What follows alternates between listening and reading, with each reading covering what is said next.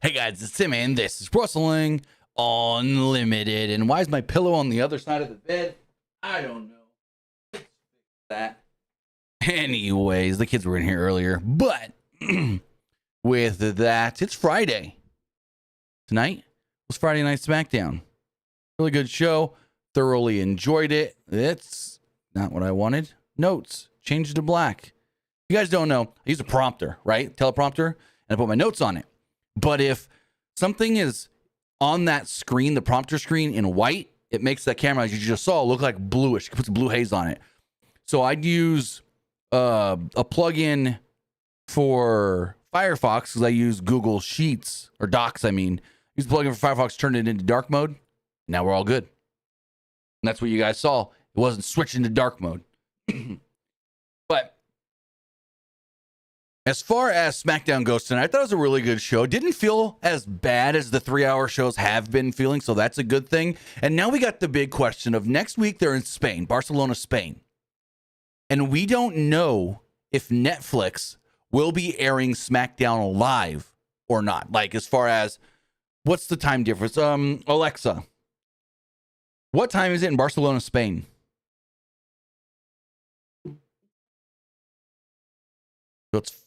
So say 6, 11, 12, 1, 2, 3, 4, 5, 6. They're 7 hours ahead. So if SmackDown starts for me Central Time 7, 6, 5, 4, 3, 2, 1 noon is when it's going to air. So it'll be over by 3. Right when I got okay. So here's the plan. Here would be the plan. If next week's SmackDown airs live on Netflix, right? If next week's SmackDown airs live on Netflix from noon Central Time to 3 Central Time, then right at 3 is when I got to go get my daughter from school. So I'll go grab her, come back, and then we'll do the live stream talking SmackDown. And we won't do a late stream, if you know what I mean.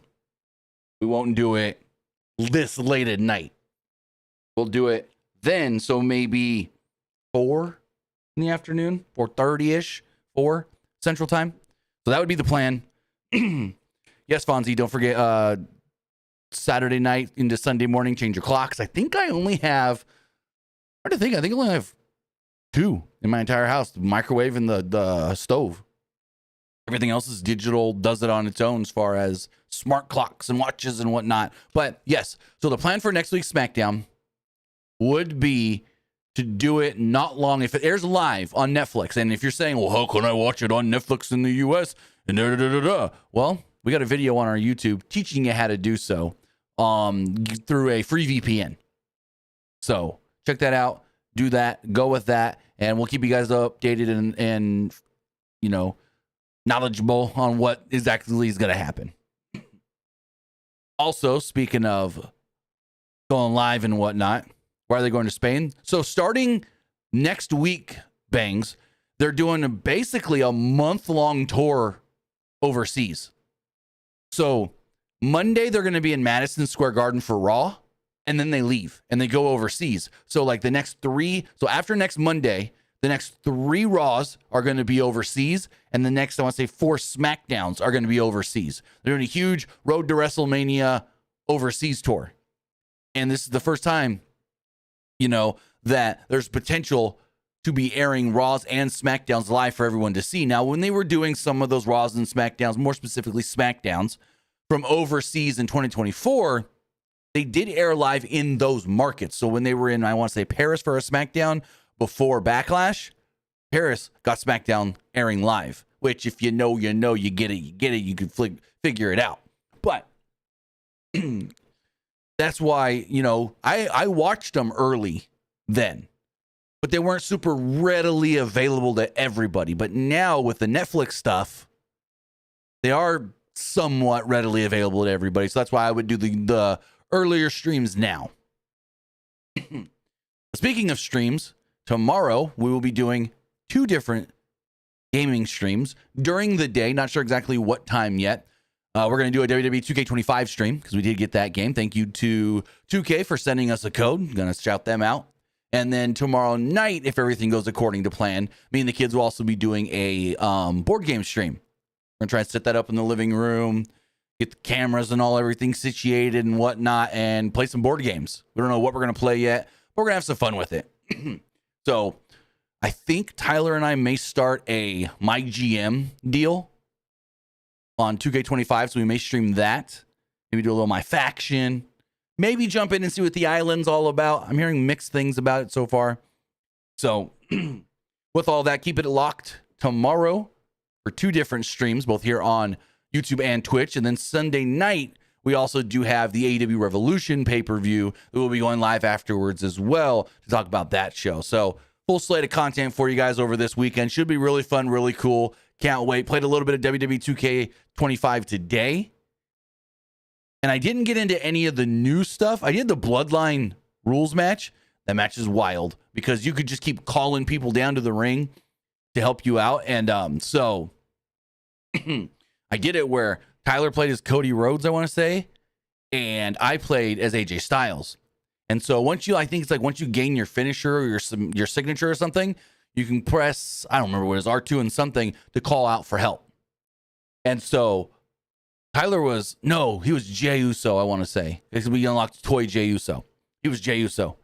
And with that, the Bloodline started coming out to help him. And I'm like, what? So then I start calling for help as AJ Styles, and the OC comes out, Gallows, Anderson, and I'm like, okay, who else is going to come out to help AJ? And then the freaking Miz comes out and helps me. The Miz comes out to help AJ Styles against Jimmy, Solo, and I want to say Tyler had one more person out there, but I can't remember who. But yeah, I had Gallows, Anderson, and then the Miz come to help AJ. But other than that, I haven't tried anything new in 2K25. We played, Royal Rumble. That's the first thing we always do. Whenever I get a new WWE game, one of the first things I always do is, boom, jump into a Rumble just to see how it feels and all the different wrestlers coming in. The one thing about the Rumble this year, because they've intergender wrestling in the game now, so it's men and women Rumble.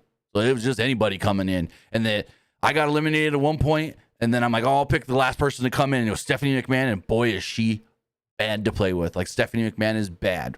Now, the last thing I want to say about the game, correct me, because I don't remember if this was a thing in WWE 2K24 on the PS5. I only played them on the PS5, got the new one on the PS5. The PS5 triggers have the haptic feedback. Well, I noticed today when we were playing, when your wrestler starts losing stamina and gets tired and can't really run, your run button, your R2, actually gets harder to press with the haptic feedback. That is so cool. And I don't remember if that was a thing in WWE 2K24 or not. If you have the haptic feedback that when you try to run, but your wrestler's out of stamina and can't really run, it makes it harder to press the button. That's so awesome. So cool. I love it. Just the little things like that you can only do on a PS5. You ain't got that on an Xbox.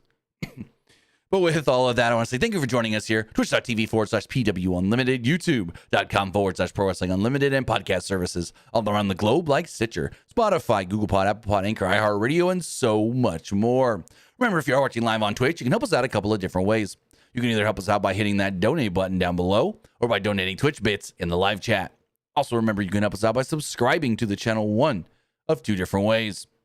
You can subscribe with a tiered subscription, or you can subscribe with Amazon Prime, because remember, if you, have Amazon Prime, then you have Prime Gaming. Prime Gaming gives you a lot of cool things like free games, free stuff for games, and you always get 1 free subscription to any Twitch channel you want to subscribe to throughout the month.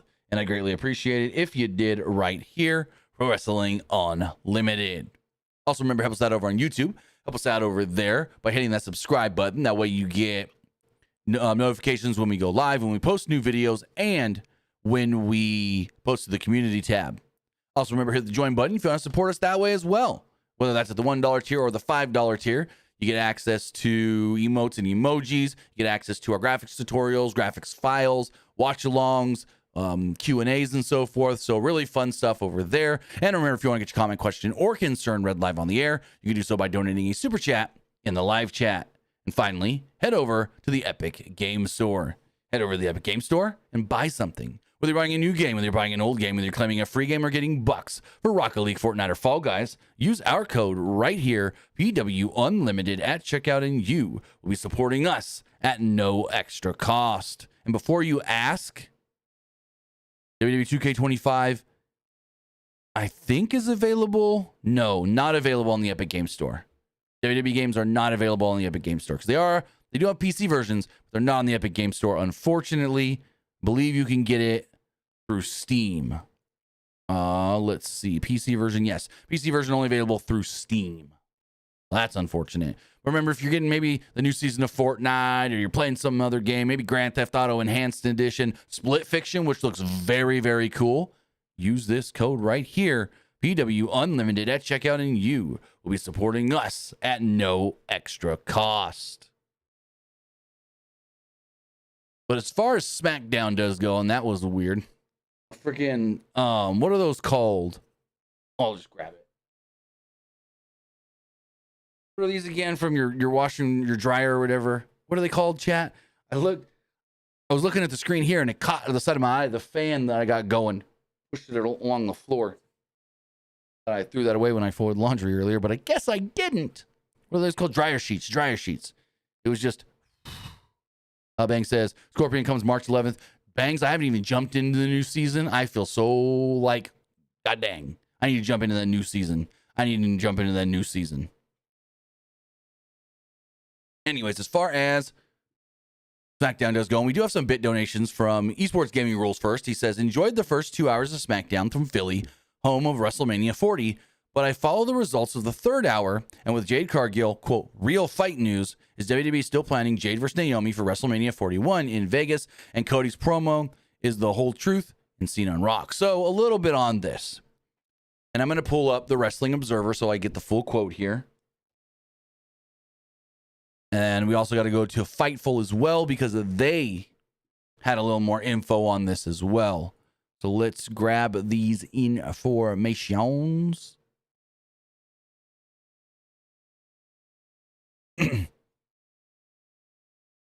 So, as far as, and let me... Okay, so Dave Meltzer first wrote in the Observer this morning. He was the first to write this. And I see all the people, I post the news and everything like, Dave reported it. It ain't real. Yeah, it is. Because Sean Ross Sapp of Fightful then reported, confirmed it, and pretty sure PW Insider reported, confirmed it as well. So everyone, every time I post something, it says Observer on it. Oh, Tim, that's not real. Dave reported. Oh, fuck you guys.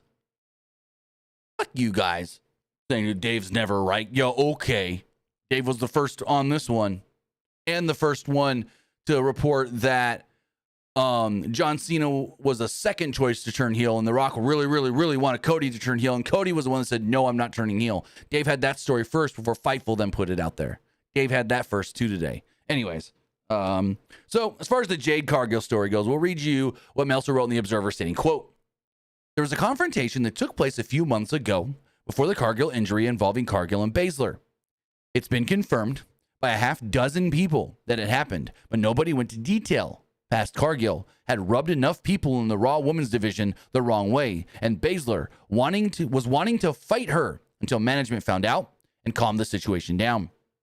The time frame was when they were doing Baszler and Stark versus Belair and Cargill matches, so I want to say that was around like Clash at the Castle. I don't know what in particular happened other than it wasn't just one thing, and the belief is that some of this stemmed from inside the ring in those matches and some didn't.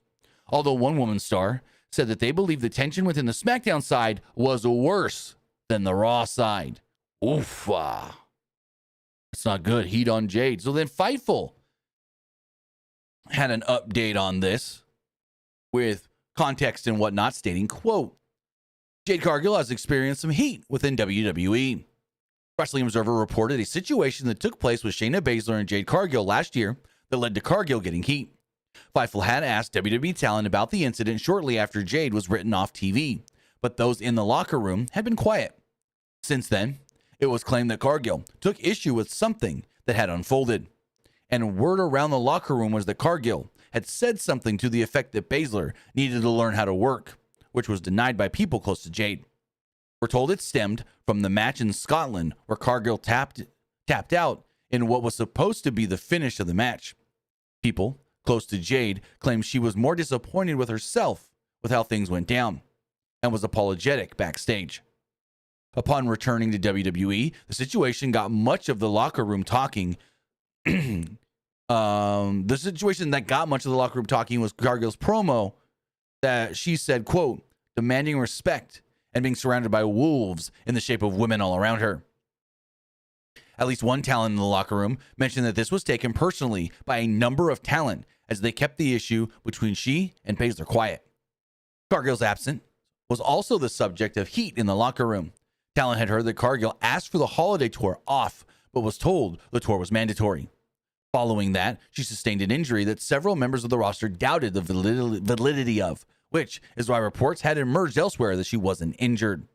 However, WWE higher-ups spoke to Fightful and said that she was injured and was actually willing to come back much earlier than she actually did. However, WWE wanted to make sure that she was cleared by their team, and she was able to get in additional reps at the WWE Performance Center. Sources close to her claim that she did not ask for the holidays, contrary to word in the locker room. In addition to going to the PC several times a week leading up to her return, she did additional training near her home. Fightful has reached out to a number of subjects mentioned. So, basically it's stemming from things didn't go down well in the Clash in the Castle match. And then people think that she's, to me, and this is how I'm reading it. This is not me saying this. This is how I'm taking this context. Sounds like some think maybe she's getting special treatment. When they tell you, oh no, holiday tour is mandatory, everyone's got to work it. And then she's all of a sudden just off because apparently she asked for it. And then their reasoning is she's injured. I get why some may believe, oh, she's not really injured, but that's the excuse they're going to tell us to give her the time off. So I can see where people may get upset thinking that she's getting special treatment, whether she is or not, but I can see it perceived that way, where it's, hey, this chick asked for time off when we're not supposed to be asking for time off. Fast forward a couple weeks, months, whatever. Hey, this chick's gone when she asked for time off when we're not supposed to be having time off and she's injured. Because if you remember, there were stories going, you know, this might be to cover up a real injury. And then like a week later, it was like, no, she's not really injured. And then a week later, maybe she really is injured. And it was just going back and forth for like 3-4 weeks. So yeah, very interesting here that things have gone awry. Things may have not gone in favor of Jade.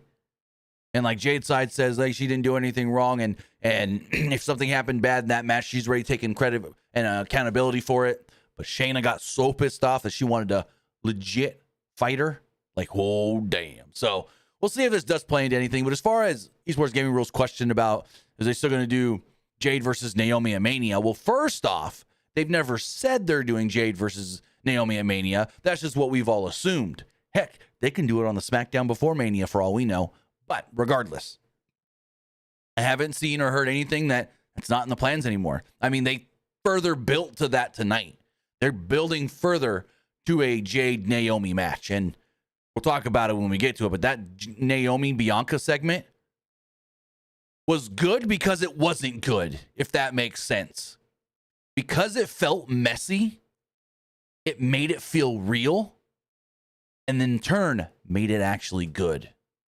So we'll get into all that, but Esports Gaming Rules also says the WWE YouTube channel, or WCW YouTube channel, is launched as part of the WWE YouTube network. Also, they have an ECW channel coming. So the WWE created 2 new channels on November 21st, a WCW Vault channel, that's just at WCW, and an ECW Vault channel, which is at ECW. As of yesterday, they started uploading content to the WCW channel. They have not yet, as far as this afternoon, I haven't checked it in the last 3 to 4 hours. This is before SmackDown. They haven't posted anything yet on the ECW page, though. So they will have a WWE Vault, an NXT Vault, a WCW Vault, and an ECW Vault as of right now. I don't know if we're going to get like Crockett Vault or a AWA Vault or a Memphis Smoky Mountain Vault. I don't know if we're going to get any of that stuff. So really cool, though. Really cool. This Esports Gaming Rules also says, going to get WWE 2K25 when I have enough money in the digital wallet in the PlayStation Store. Very cool. And then congrats to Lex Luger. I keep saying that all day. Every time I try to make a video about this, I keep saying Lex Luthor. Lex Luthor. No, it's Lex Luger. So close, though. The names are so similar. Lex Luger, not Luthor. Anyways, congratulations, yes, to Lex Luthor. I fucking did it again. Lex Luger going in the Hall of Fame this year. Very cool video. He was working out at DDP's. Cody then shows up and makes the announcement, or gives him the news. Hey, we want you to go into the Hall of Fame. We got a graphic already. Boom, bang, bing. There you go. Really cool. Really cool. But as far as SmackDown does go, Bang's got an interesting one here. He said, I've seen Shayna replying to people on social media, and she wouldn't say names, but she would say superstars are weak. Well, then Zoe also posted the gif of Big E eating the popcorn, just like, oh, give me the tea, give me like, oh yeah. Like, what that gif is supposed to mean is, oh, shit going down, and I'm just enjoying everything, you know, watch it from the sidelines.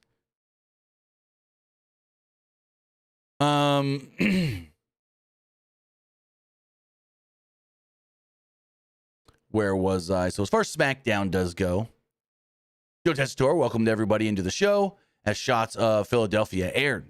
They showed the Eagles Stadium, Lincoln Financial Field. They showed Wells Fargo Arena where they're at tonight. And they showed LA Knight, Nakamura, Braun Strowman, Jacob Fatu, Tama Tonga, Solo Sikoa, Drew McIntyre all walking into the building. And then Drew attacks Damian Priest and lays him out. Significant for later in the night. We get a video package recapping Elimination Chamber, and out comes Randy Orton. So fans are buzzing for Randy out there. They love seeing him, and Orton's soaking it all in, the cheers and whatnot. And he starts talking. First, Orton said a lot of crazy stuff has happened since he's been gone. Orton mentioned John Cena, and the crowd booed heavily before going into Cena sucks chants. Orton said Cena has always been on the top of this profession, and now he's, quote, just at the bottom, just a bottom for the rock, or rock bottom, I might say. Crowd kind of popped for it, but didn't. They didn't know how to take that one. Orton then fired up and officially welcomed everybody to Friday Night SmackDown, and the crowd popped again. Orton then brought up Kevin Owens and said that they have both done things that are vile to get the job done. Orton said they always did what they did in the name of business. Orton said that he respects Kevin, the wrestler, and touted Owens' journey to WWE. Orton said it's Kevin Owens, the man, who he's got a real problem with. Orton said that never underestimate a jealous man's ability to destroy another man. And he thinks of Owens when he thinks of that quote. Orton then brought up how Owens tried to ruin Cody's career because Owens was jealous about him having gold. Orton noted how Owens tried to drop Sami Zayn on his head at Elimination Chamber because Zayn had become a bigger star than Kevin Owens. Orton said that Owens was once his friend, a true friend, but Owens dropped him with a pile driver because Orton was trying to protect another. Orton recalled how Owens main evented WrestleMania not once but twice and has won just about every title you can here, saying that, Kevin, why are you jealous? Kevin, why are you acting like this when you've accomplished everything? You even main evented WrestleMania with dadgum Stone Cold Steve Austin. Orton explained how he was told his spinal fusion would be career-ending for him a year and a half ago. Orton said that he busted his ass to make it back, and he did. But once he got back, he wasn't going to let anybody piss him off. But Kevin Owens, well, has pissed him off. Orton talked about how he'd RKO'd Owens at the Chamber, but that didn't satisfy him. The voices, he heard them in his head. He was ready to do something he hadn't done in over a decade. Orton said he wanted to punt kick Owens in the head, and if he did, his family would never recognize him again. Orton said that he will prove that Pat McAfee is only the second greatest punter in the WWE. I like that line a lot. I thought that was a freaking great line because they're really teasing and building up that they're going to do Kevin and Randy at WrestleMania, and Randy's winning with the punt. They're building and building and building to that punt. Orton's music plays and the segment ends. Really good here. I thought Orton killed it. We got footage of Tiffany Stratton and Chelsea Green in Nick Aldis's office from earlier in the day. Stratton told Green to shut up and turn her attention to Piper Niven. challenging Niven to him, and she challenged Piper to a match. Green said that Niven couldn't do that because, well, she had to be ready for Chelsea's match later to help Chelsea. Naturally, Aldous goes, no, she doesn't. Tiffany, you want it? Okay, let's do it. So we got Tiffany Stratton versus Piper Niven in a sub 8-minute match. It was a fine TV match, not bad at all. And I don't think anybody expected the outcome to be any different than Tiffany winning. So Trey's got a good question here. He says, speaking of Hall of Fame, do we know a date? No. And I was on Baby Huey's In the Click podcast last night and came to a revelation. If you haven't listened to that podcast yet, we did a really good podcast recapping Elimination Chamber and kind of predicting what we think the card for WrestleMania might be. Go check that out. I'll put the link in the description and the live chat right now. Let me go get that for you guys. Check out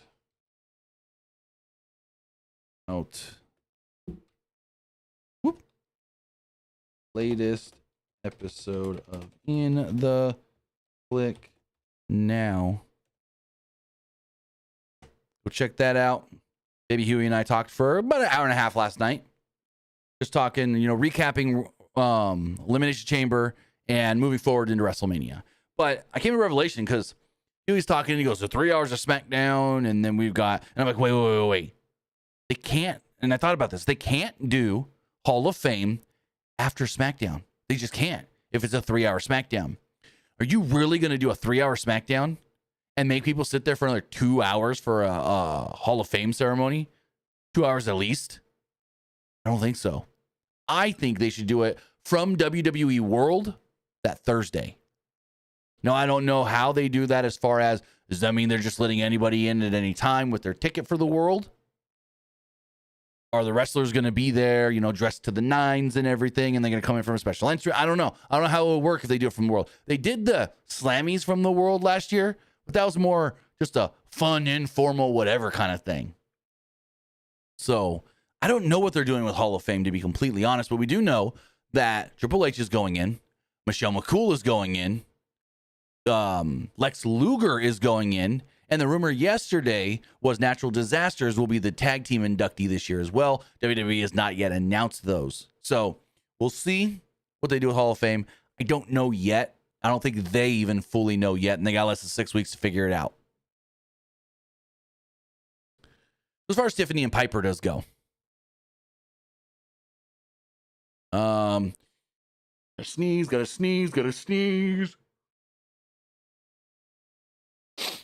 Good thing for a mute button. So Niven came to the ring without Green. Niven and Stratton locked up early to begin the match, and Niven took Stratton to the mat. Niven went for a running senton. Stratton moved and hit a basement dropkick. Stratton followed this up with a springboard splash, but Niven kicked out at 2. Niven then caught Stratton and threw Stratton to the outside, where Niven landed a cannonball on Stratton as the show went to a break. Fonzie, thank you for that. He says, I checked the Netflix schedule for SmackDown next week, and it will air at 3 p.m. Eastern. 3 Eastern. Really? So I did the math wrong then. I was thinking it would end at 3 Eastern. No, 4 Eastern. So that means, 2 to start for me at 2 Central. Regardless, we're doing an early, Trey, yes, international. You only get SmackDown if you watch the international Netflix. But like I stated, I have a video on my channel that shows you, as long as you pay for Netflix, how to get international Netflix for no extra cost. We do have a video up there. Just search VPN when you go to the PWU Unlimited YouTube, and it should pop right up. But regardless, I did the math wrong then, because I was thinking earlier than that. But okay, go. Regardless, we will be doing the SmackDown review early next week then. Because then maybe we do it early, and then at this time, we go and do like a gaming stream or something, 2K. So we'll figure it all out. Hold on. You guys want the video link? I'll get you the link for the VPN video.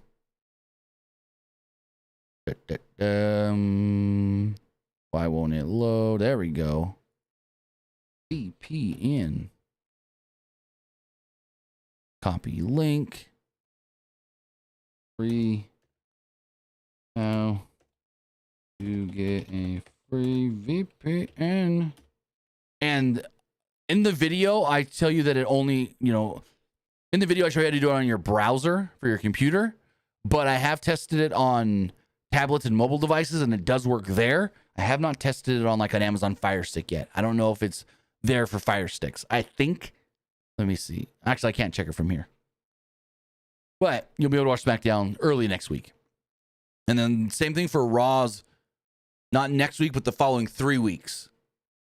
So every SmackDown in March for the rest of March, and then not next week's Raw, but every other Raw should be the same as well. So moving forward, remember guys, if you want to get your comment, questions, or concern read live on the air, you can do so by donating a super chat in the live chat or Twitch bits on Twitch. So the show returns, and Stratton was giving it to Niven, taking her down and connecting with her gymnastics. Stratton then followed this up with a basement dropkick and got a 2 off of it. Niven ran at Stratton, but Stratton moved and went to the top. Stratton then connected with a swanton for a near fall. Niven came back with a boss man slam and a near fall of her own. Niven dragged Stratton to the corner and set it for a Vader bomb, but Stratton moved and hit her prettiest moonsault ever to end and win the match. So there we go. As Tiffany was celebrating, she was attacked by Charlotte Flair. Charlotte came out and chop blocked Stratton. Charlotte then worked a figure 4 as Tiffy screamed in pain. Officials ran out to break it all up, and Charlotte's music hit to end the segment. So there's further building, Charlotte and Tiffany, and Charlotte showing her quote-unquote dominance over the champion. So Nick Aldis hosted a segment in his office, and the segment was designed to, I guess you could say, figure out the tag team division. Next week, the Street Profits will take on DIY for the tag titles. But tonight, triple threat. Pretty Deadly, Motor City Machine Guns, Los Garzas. The winners will then face the champions moving forward in the future, shortly in the future, basically. They didn't say when, though. But the Street Profits will be getting tag title shots next week. But tonight, it was Motor City Machine Guns, Pretty Deadly, and Los Garza. So Angel tagged himself in early, and Angel received a dropkick from Wilson. Angel then came back. Excuse me. Angel then came back with a dropkick of his own, and then ripped his own pants off. Shelly tagged himself in. Berto did the same, and none of it really mattered because all 6 guys jumped in and just beat the crap out of each other. Los Garzas then hit stereo moonsaults onto the other wrestlers on the outside, and all 6 guys were down on the outside as we went to a break. When the show returned, Shelly fired up, complete with a hot tag-ish to Sabin, who came out and cleaned house. Sabin then landed a tornado DDT on Berto for a 2. Prince then tagged himself in, but things broke down again, and Sabin hit his dive to the outside on the other 2. Motor City Machine Guns then lined up for a skull and bones, but Prince got in there, backslided Sabin, and pinned him to pick up the victory, stealing the win and becoming the new #1 contenders. So they will face in the coming weeks, we don't know when, but they will face in the coming weeks the champions. Either that's DIY or Street Profits, whoever wins next week. We then got a video recapping everything that went down with Jade, Naomi, and Bianca at the Chamber. Members of the Philadelphia 76ers were shown in the front row. They got a storm of boos raining down on them from the live crowd. Not really sure why. Maybe all that crap Stephen A's been talking about him recently. Seen those clips. Ooh. So then we got Bianca and Naomi. And I'm going to say, this was good because it kind of wasn't good. Because it felt messy and not, a polished, fully scripted, multi-time rehearsed segment, it came off real. And that was great. My only qualm is when Naomi and Bianca started crying and talking at the same time, it did sound a little weird. Because it's like they were trying to make themselves cry, but they couldn't fully. Other than that, this was great. And basically we got freaking All My Children on SmackDown or General Hospital, Days of Our Lives, whichever of those. Yes, The World Turns, whatever soap opera you watch. This is a goddamn soap opera segment, I'll tell you what. So Bianca's in the ring, and we saw Bianca already twice this week, technically. We saw her after the chamber where she was asked about what went down, and she said, haven't talked to either of them. I don't know. I'm not going to say. Then on Raw, she was asked, what's going on with Jade and Naomi? And she said again, haven't talked to either of them. Hopefully I can get some answers on SmackDown. I know they'll both be there. So she comes to the ring. Belair makes her entrance. No smile. Instead, she was wearing all black and walking with a purpose. The crowd felt a little confused as, you know, she wasn't coming down with the dance and the hair and, you know, the music and the pop in her step. No. Bianca stood in the ring and just stood there for a second while she composed herself. Belair said she felt like she's on the top of the world right now. At least she should be. But instead, it's hard to feel like that when, quote, two of your friends are fighting. Belair talks about how close she became with Naomi after they formed their tag team. Belair said that she doesn't believe that Naomi would attack Jade. Belair said that she needed answers and says, Naomi, I know you're in the back. Please come out here and give me answers. I deserve it. Naomi's music hit. Naomi came out wearing a neck brace. She wore the same neck brace to the Queen of the Ring premiere last night as well. The crowd booed, and Belair asked Naomi, what in the hell's going on? Naomi said, it's not what it looks like. Naomi asked Belair, who stepped up when Cargill couldn't compete? Belair told Naomi, stop. That's not what I asked you. I want to know, did you do it? And Naomi keeps deflecting. Belair told Naomi again, stop. Naomi said, quote, all the outside noise is a distraction. And they need to focus on getting the tag titles back, not this and what happened with Jade. You also need to focus on your title match at WrestleMania. Belair told Naomi once again, Naomi, stop. Just simple yes or no. Did you do it?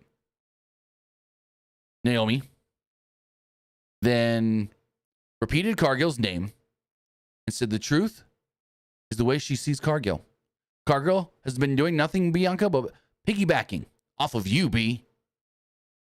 Taking your spotlight and running with it. Naomi said that she had been forced to watch someone like Cargill succeed off Belair's back and hard work. Naomi said that she felt like Belair and Cargill got all their flowers because of Bianca, not Jade. Naomi started to get emotional and said she doesn't give a damn about Jade because Cargill doesn't give a damn about Bianca. The two talked over each other and started crying and yelling and whatnot and actually shouting eventually. Or eventually, Belair grabbed Naomi and told her, stop, just give me an answer. Did you do it, yes or no? Naomi starts crying, an actual like real look of tears, and said, quote, yeah, I did it. And that's when drew a huge pop from the crowd as they were happy to hear that she did it. Naomi said she did it for B, and I'd do it again. Belair started to cry and yelled at Naomi, don't touch me, when Naomi tried to console her. Belair said that it hurt so bad because she loves Naomi. Belair said things between her and Naomi are done and walked out of the ring. Naomi continued to cry and yelling, B, don't do this. B, where are you going? B, stop. Come back. Come back. Naomi shouted at Belair and said that she wished that she maybe should have pushed Jade harder and done it sooner so she never came back. Naomi then yelled at the crowd and said everybody is now turning on her before saying that Bianca has become an ungrateful bitch. And I'm like, oh, fuck. Oh, fuck. Damn. Bianca stops in her tracks and kind of turns around. Jade then comes out with a purpose. Camera follows Jade down to the ring. Jade jumps in the ring. Naomi goes, hoof, huh, huh, huh, huh, jumps out of the ring. And instead of just jumping out of the ring and running off, she stops, stands in front of the announce table, and then goes, huh, huh, huh, and then tries to jump over the barricade into the timekeeper's area and does the weakest I can't jump. Jade grabs her, knocks her down, throws her in the ring, gives her the glam slam, and there we go. Segment ends with Jade standing tall over a downed Naomi. So this is really good because it came off pretty goddamn real because it didn't feel like some overproduced, overpracticed, super, remembering my lines kind of segment. Because it felt a little, and I'll say it again, messy. It felt real and good. Real good. So I thoroughly enjoyed this segment. I thought this was done great. And we still haven't heard anything from Jade. Jade hasn't said anything. She just beat Naomi's ass twice now. So now we know for sure Bianca ain't involved. Bianca even said that. She goes, I've heard all the rumors. People think I'm involved and I did this too. No, I didn't do anything, and I hope Naomi didn't do anything. So very cool. Very great. Very awesome. She did it for Naomi. Just like Rikishi, I did it for The Rock. We got footage of Cody telling Lex Luger that he's going to be in the Hall of Fame. Byron Saxton then interviewed Charlotte Flair backstage. Charlotte said the women's division has gone soft. And every time Charlotte comes back, she has to remind people that there are levels to this and what we do. B-Fab then walked up, and I got, well, we're getting a squash match for Charlotte. So Charlotte said, no one compares to her. B-Fab said, nobody's interested in bowing down to you anymore. Charlotte said that everybody eventually bows down to the queen. Charlotte said, you want to bow down to me too? How about you and me next week in Spain on Smackdown? So that match did get made for next week. Charlotte versus B-Fab. Then we had Braun Strowman versus Solo Sikoa. Match goes 7 minutes and ends in a DQ, and then has just a holy crap post-match, which is very reminiscent of Braun Strowman and Bronson Reed and their stuff that they've been doing or were doing last year. So Sikoa ran into Strowman a couple of times to no avail. Strowman ultimately took Sikoa down and sent him to the outside. Strowman went for his run around the ring deal, the train spot I call it, but Sikoa ran into Strowman and sent him into the steps. He then hit a hip attack on Strowman as well, and then he was down in the crowd, down and knocked him into the barrier. As we come back from a commercial break, Strowman was on the receiving end of a headbutt and an impressive Samoan drop from Solo. From there, Solo followed things up with a hip attack in the corner. Sikoa then went for another, but instead ran into a big boot. Strowman followed this up with a crossbody and another boot. Sikoa rolled to the outside, where Strowman successfully hit the Strowman Express. Back inside the ring, Strowman lifted Sikoa, but Sikoa got out of it and ran Strowman into the corner repeatedly. Sikoa ran at Strowman, but Strowman caught him and hit his signature power slam. It looked like Strowman was about to win when Tama Tonga ran out and broke up the pin, causing the disqualification. Like, the match was okay. These two worked pretty well together, but it's the post-match that was awesome. Strowman attacks Tonga when Jacob Fatu's music hits. Fatu walks out to the ring, and both men stare each other down as they're climbing up onto the apron. Jacob on this side where the ramp is, Strowman on the other, coming over from the announce table, and they slowly pull themselves up, get in the ring. Both guys start going at it. Crowd's chanting for Fatu. Both guys are brawling. Fatu super kicks Strowman to the outside and then goes for a dive that he barely gets. He doesn't get it all because his foot catches the middle rope. Good thing Strowman wasn't like 3 inches farther back. Strowman barely caught him. Strowman then slams him onto the commentary table. Strowman then goes to pose when Fatu goes, you ain't got me down yet, big boy. And he gets up, jumps off the barricade or jumps off the announce table and knocks Strowman down. Fatu then threw Strowman into the crowd, and the two battle through the crowd. They eventually find their way to some equipment boxes, and Fatu tried to set up for a Samoan drop, but instead, Strowman chokeslammed him through some tables. It was there when Fatu tried to get up, and everybody came over to check on him and everything. And Braun's just standing there, oh, big man, oh, you think you really could go at me? Blah, blah, blah. And Fatu's getting up, and commentary's losing their minds going, how the hell is this guy still up? Braun Strowman killed him, and he's not dead yet. And Fatu wanted to go back at Strowman, but they were holding him back, and eventually they took him away. This was great. This was awesome. We've seen the match already once at Saturday Night's Main Event, but I don't know if they do this at Mania or not. I could see this being like a big match on the Mania or the SmackDown before Mania, the night before. But I thought this was great. This got me so hyped to see them have another match and maybe do like a Falls Count Anywhere kind of deal. Maybe street fight, Falls Count Anywhere, it's all the same thing. But yeah, give them free reign to just beat the shit out of each other. Byron Saxton interviewed LA Knight backstage. Knight talked about Fatu going through the table, and there will be no distractions for his match later with Nakamura. Knight called Philly the birthplace of the United States, and that is where he's going to get back his title. Knight said that everyone will pledge allegiance to the United States champion, L.A. Knight. Yeah. Then see Chelsea Green talking to Piper Niven going, P, get your act together. My match is next, and I need you out there. Zelina Vega then comes up and goes, hey, I don't care if it's you or Mechin who walks out with the championship, but I've decided I'm coming after that belt next.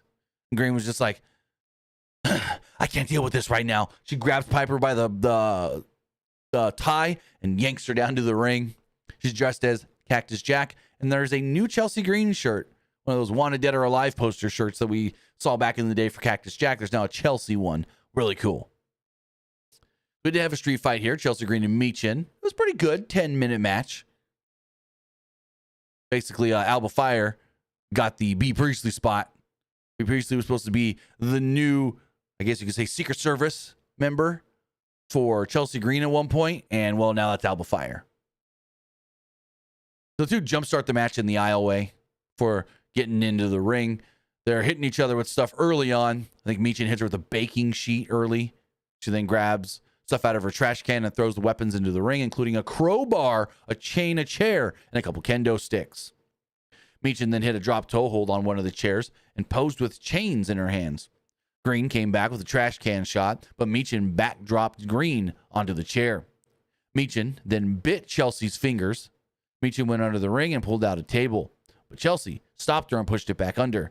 Crowd was not happy for that one.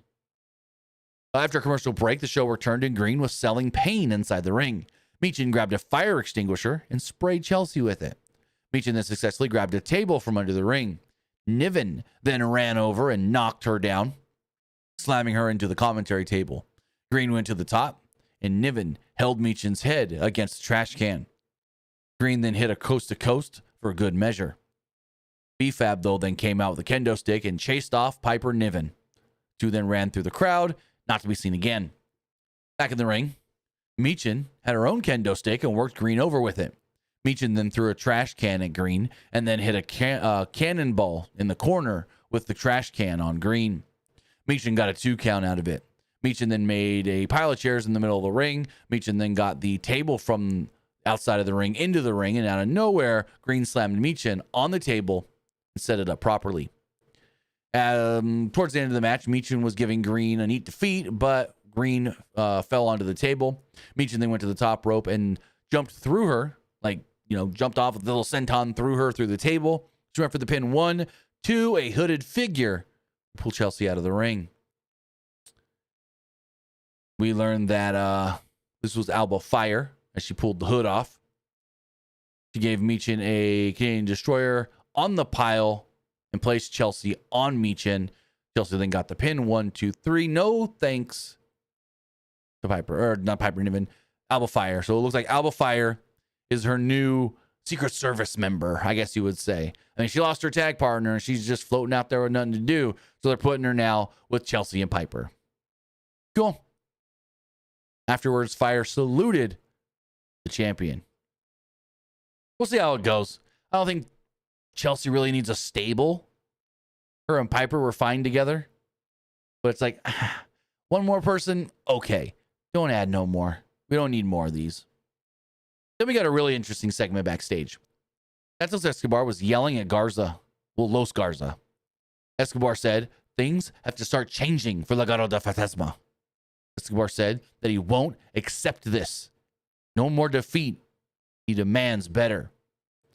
And this was kind of weird because, immediately, Santos, say this is Berto, and this is Santos.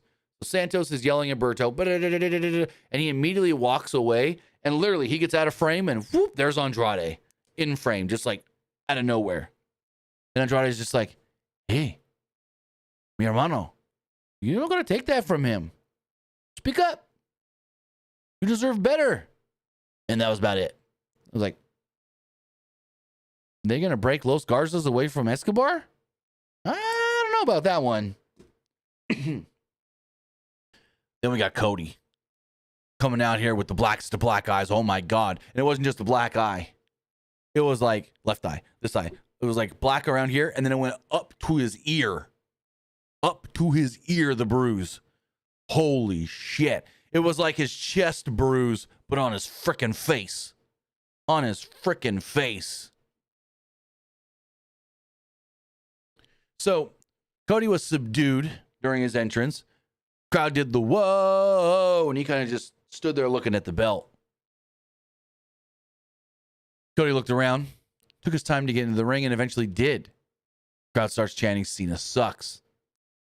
Cody asked Philadelphia, what do you want to talk about? But in a more subdued kind of way. Cody said it was obvious because what happened on Saturday was the most watched moment in WWE history. Cody talked about how his daughter asked, what happened to your face? Cody said he lied to his daughter and said he ran into the wall. I'm like, Liberty don't know you're a wrestler? Just say somebody accidentally hit you in the ring. She knows what a ring is because she's been in a ring. We've seen the videos Brandy's posted of her at the shows before the shows running around in a ring. You telling me she doesn't know what you do, Pops? Anyways. Cody said it wasn't entirely untrue, though, because he ran into a wall designed by the final boss, his associate Travis Scott, and of course, John Cena. Crowd boos heavily. Cody said that he drove John around for 2 years trying to get all the knowledge he could out of him back in the day. Cody said that he thought Cena was a hero. Cody said one day he'll tell his daughter what actually happened. A great man who did great things and said never give up, gave up. Cody apologized for the language he used on Saturday night. Cody said if Cena doesn't owe it to Cody, he owes it to the fans to know why he did what he did. Cody said that Cena will come with some well-crafted retort and Cena will feel bulletproof and justified. But there is no justification for John Cena and what he did. Cody said that he was aware that he was talking to the whole world. For those in the room in Philadelphia, Cody wanted to remind them that Philly was the one place Dusty was always afraid to perform in. Cody referenced how he finished his story last year at WrestleMania. Loud Cody chants broke out in the crowd. Cody said, speaking of WrestleMania 40, you could see John Cena celebrating with him in the ring after his match. Cody noted how Cena told Cody that, quote, it gets heavier every day when referencing the WWE Championship. Cody said that he was holding this championship and it's not heavy enough. Cody said that he's been holding this title for 300 some odd days. Cody said that Cena is convinced he is the last of his kind. He is not. And at Mania, Cody screams that John Cena can, quote, come get some. He then threw the mic down. Cody's music played, and oh boy, I didn't do this justice. Especially towards the end, Cody really got into it, and this was freaking awesome. Oof. This is good. Really, really, really good. We go to the back. Nick Aldis's office. Miz is there with Mello. Miz pitched, hey, you want to get the word out there on what exactly happened with Cody Rhodes and John Cena and all them? How about the first ever, how about the first ever Miz don't Mello, or Mello don't Miz TV? And Mello's like, I didn't agree to this. He then said if the final boss came to him, he would have done the same damn thing Cody did. Randy Orton then walks up, and basically Mello's like, where you been for the last 4 months? Home playing Fortnite? And Randy goes, Fortnite? Fortnite, that's a kid's game. Heck no, I'm playing Elden Ring. I lost my shit when he said that. He said, Fortnite, that's a kid's game. I'm playing Elden Ring. I lost it. That was so perfect. Aldis said, well, looks like Orton's itching for a fight. Get back in the ring. How about you and Carmelo next week in Barcelona, Spain? So that match is official. Randy Orton versus Carmelo Hayes. Then a rematch from a couple of weeks back. Drew McIntyre and Jimmy Uso. Jimmy jump-started the match and attacked Drew. Jimmy went for a suicide dive on Drew, who was on the outside of the ring. But Jimmy ran into an elbow. McIntyre kicked Jimmy in the gut and rolled to the outside. Jimmy took a forearm and was draped over the apron. McIntyre lifted Jimmy, but Jimmy fought out of it and slammed McIntyre onto the commentary table. Jimmy tackled Drew over the table, and the show went to a commercial break about a minute and a half into this match. Show returned, and Jimmy hit a Samoan drop on McIntyre for a 2. Drew then went for a high-risk move from the top, but it resulted in a super kick from Jimmy for a nice near fall. Drew sold knee pain, and Jimmy went to the top for a splash, but Drew moved and ultimately hit a Claymore to pick up the victory. So afterwards, Drew teased walking to the back, but turned around and walked back towards the ring like he was going to go back for some more on Jimmy Uso, and well, he was attacked himself by Damian Priest. Officials then ran out and broke everything up, pulled Priest off of McIntyre, who said he would kill McIntyre. Priest said, every week, I'll be coming after you. So they're building that match hard right now for WrestleMania. Should be pretty good. Should be pretty dang good. Got Street Profits vignette, not much to it. Just basically they want to win the tag titles. DIY's then interviewed by Byron Saxton. Gargano said that the tag team division is on fire. There's a lot of great teams, but the best team in the world is DIY. Ciampa said that all the teams want to be like DIY and have what DIY has. Ciampa talked about the Prophet's new attitude, and Gargano chimed in saying, hope is a dangerous thing. And Street Profits have a lot of it, but their dream is already dead. Ciampa then did his moment of silence bit, this time for the Street Profits and their dream of becoming the champions. Next week, we do know that it will be DIY defending the tag team titles against the Street Profits. Charlotte Flair will take on B-Fab. And Randy Orton will go down with Mello. And then I guess we're going to get a Miz TV, I think they said. I have to double check on that one. But yeah, bunch of stuff already announced for next week's SmackDown from Barcelona, Spain. The show will be airing early on Netflix if you know how to get it, which we got a whole thing to teach you how to get it. So we had our main event that went 11 minutes. LA Knight challenging Shinsuke Nakamura for the United States Championship. And I thought the match was good and with a good, real good finish. The Knight started this off with some quick offense, but Nakamura rolled to the floor. Knight followed him, and Nakamura kicked Knight in the gut before hitting a running knee. Nakamura then hit a cartwheel elbow on Knight. Nakamura then ran at Knight and hit a sliding German suplex on Knight. Nakamura ran into a boot, though, which was turned into a bulldog from Knight from the second rope. Nakamura then rolled to the outside, and Knight hit his modified baseball slide basement dropkick on Nakamura as the show went into its final break of the night. When the show returned, Knight clotheslined Nakamura. Knight followed this up with a cutter and a power slam. Nakamura, though, at one point countered a superplex attempt and worked over Knight with some back elbows and a back suplex from the second rope. This resulted in a 2 count for Nakamura. The two then fought for a minute in the middle of the ring. Nakamura hit a Kinshasa and kind of like reset things. Nakamura then kicked Knight in the back of the head, that is, and went to the top. It was here when our Knight tried to do a pop-up superplex. Knight went to the top and hit a step-up leaping elbow. Knight called for the BFT, but Nakamura pushed Knight away and rolled to the outside. At one point, Nakamura took advantage of Knight coming to the outside and hit him with a back elbow. Back inside the ring, Nakamura had a chair, but referee Charles Robinson grabbed the chair and threw it away.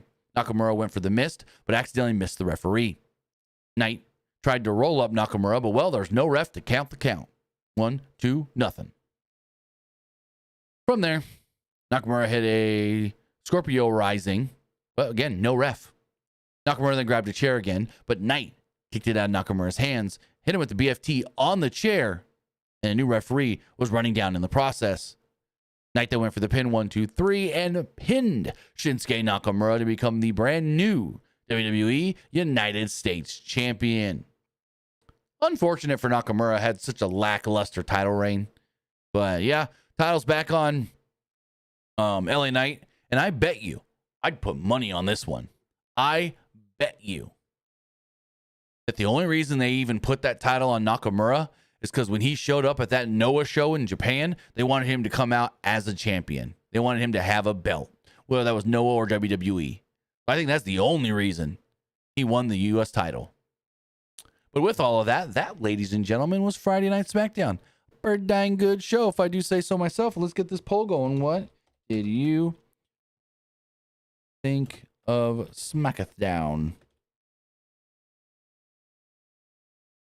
I liked it. It was all right. I didn't like it. The poll is live on Twitch.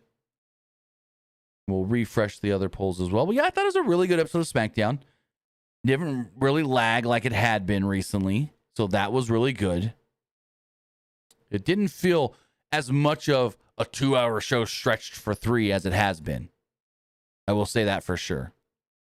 But as far as the threads poll does go, 78% liked the show, 15% thought it was just all right, and 7% didn't like it.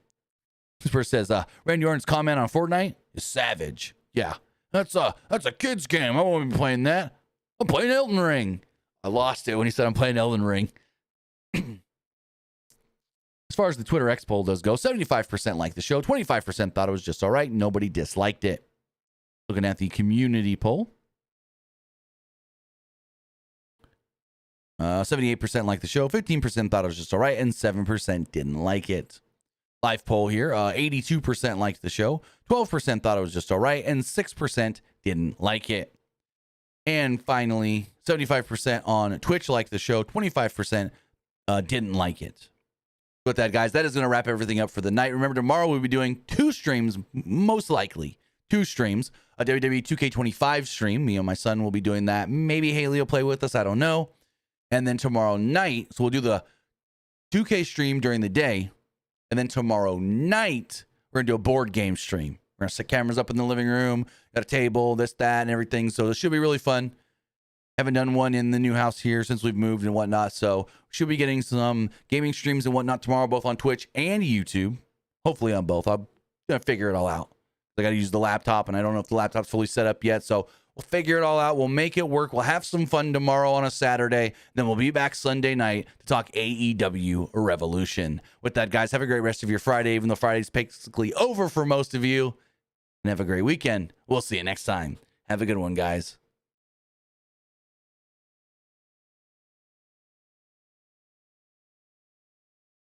All right, if you're still watching live on Twitch, we're going to hit up a raid really fast.